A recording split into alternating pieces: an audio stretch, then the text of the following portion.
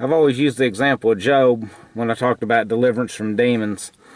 You know, when it comes to persecution like the followers of Jesus Christ went through, I think that the government would have to change into more of a dictatorship to catch up with the old Roman Empire. And I think we're gradually headed that way, but at this time we haven't made it there yet. And gang stalking is mostly demonic harassment.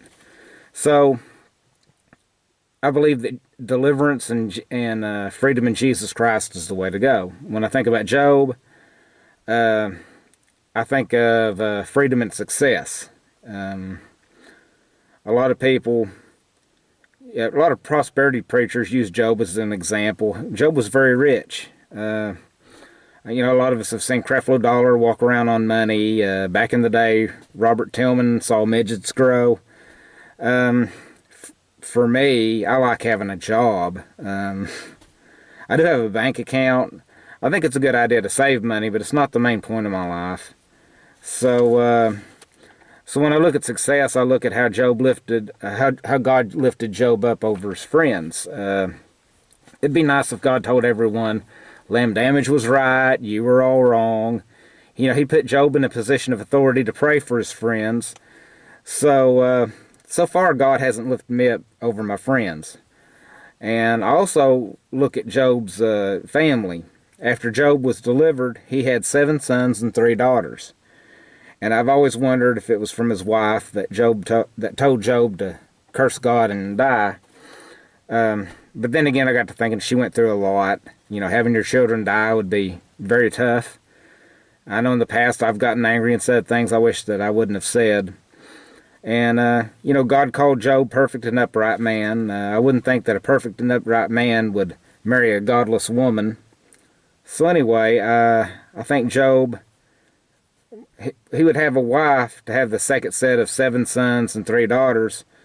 And that's another blessing. I'm not so sure I see having a spouse as prosperity preaching. I mean, you can't own a husband or a wife like property. But at the same time, you know, you could have one, you know. I mean, if you're married, you have one. If you're single, you're alone. So, being lifted up over my friends and having a spouse are the 2 things that I've been looking for but have not seen yet. Job lived to be 140 years, and, you know, I think I'd like to have a long life. Anyway, I have experienced freedom since my deliverance in 2018, and at the same time, I've been harassed by some weak-minded flying monkeys in the community. The Jezebel spirit has haunted me since day one. It started with my family, it went to my friends, and now Satan is using a strong enemy to attack my ministry. So, got to thinking, well, at least I have a ministry. It could be that since I'm not completely free, that maybe I'm something like a one-talent servant. You know, and well, you know, at least I'm not going to bury it. And of course, also, Delton Bolton reminded me of 2 Corinthians 12:7, where Paul was given a thorn in the flesh to keep him humble.